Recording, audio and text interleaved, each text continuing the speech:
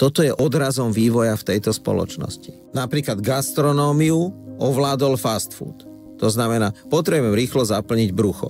Toto je to isté. Toto je fast food v sexualite. Potrebujem rýchlo uspokojiť pohlavný pud. A nedokážem už oceniť tú diferencovanosť toho kvalitného, sofistikovaného jedla, tak ako nedokážem oceniť ten zložitý proces, ktorý vedie k tomu úspechu v nadväzovaní toho vzťahu a uspokojenie toho pohlavného pudu v reálnom styku.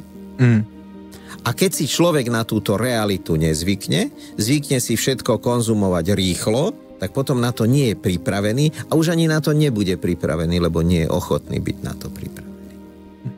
Čiže sa naje hamburgerov. Je toto niečo, s čím sa stretávate vo svojej praxi často? S tým sa stretávam veľmi často vo svojej praxi. Že ľudia majú problémy s erekciou preto, lebo pozerajú veľa porna.